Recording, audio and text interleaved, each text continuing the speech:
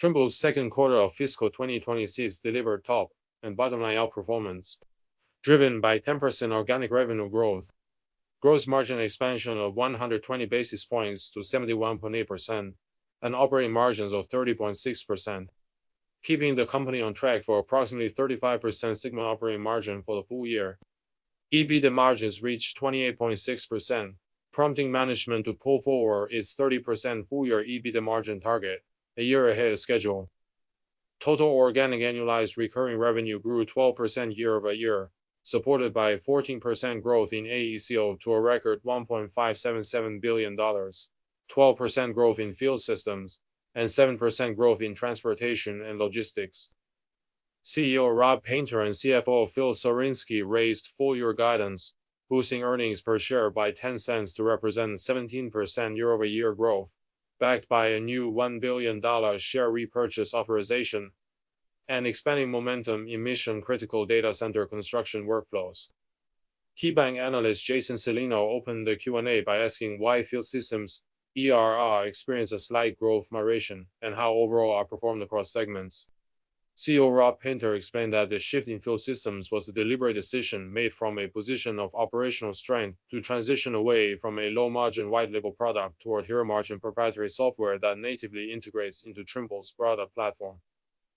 While emphasizing that AECO expanded 14% and underlying in-market macros in data centers, energy, and infrastructure remain robust. Wells Fargo analyst Jerry Revich queried management on the inbound strategic interest surrounding the transportation and logistics division and current supply-demand dynamics in heavy civil and geospatial markets. CEO Rob Painter confirmed that recent unsolicited inbound inquiries prompted the board and management to initiate a formal strategic review with Goldman Sachs without a predetermined outcome, while highlighting that strong execution, expanding mixed fleet compatibility, and new distribution channels are driving sustained momentum across civil and geospatial operations. Melius research analyst Rob Wertheimer raised the topic of overall capital allocation and how internal artificial intelligence capabilities alter M&A strategy relative to share buybacks. CEO Rob Painter stated that organic reinvestment remains the primary capital priority, supplemented by opportunistic buybacks under the new $1 billion authorization, noting that advances in AI enable Trimble to build specialized feature sets internally rather than acquiring small chuck-in targets.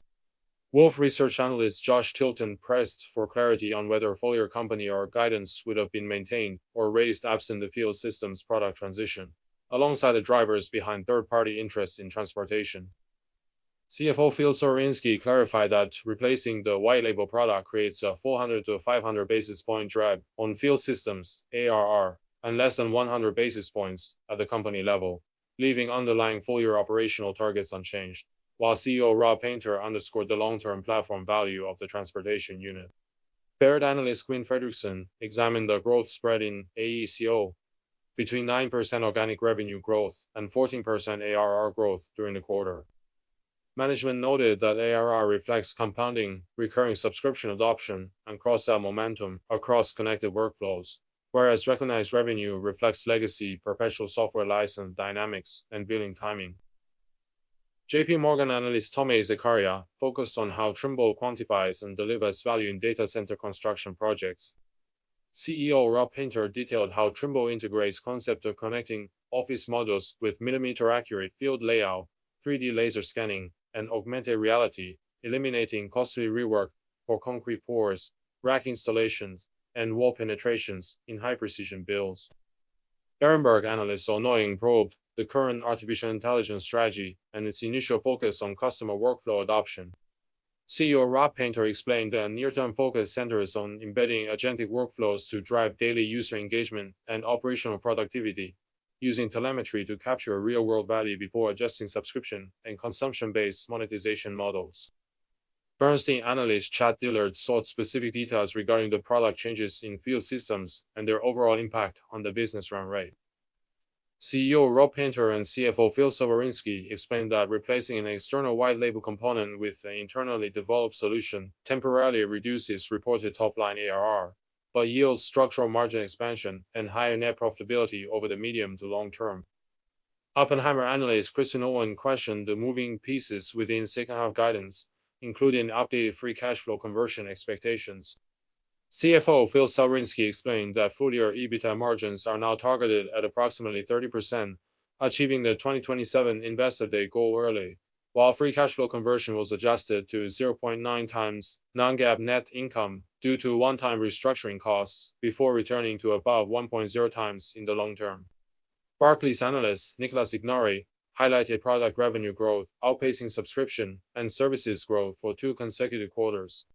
Management attributed this trend to robust hardware shipments, strong demand for bundled machine control hardware and field systems, and a healthy cyclical momentum across civil infrastructure and geospatial end markets. Piper Sandler analyst Clarke Jeffries concluded the analyst queue by inquiring about the execution cadence for replacing white-label offerings with internal solutions. Management confirmed that the multi-quarter transition is actively underway, establishing a cleaner, higher-margin recurring baseline across the field systems portfolio. Trimble's structural pivot toward high-margin software ecosystems positions the company for durable earnings expansion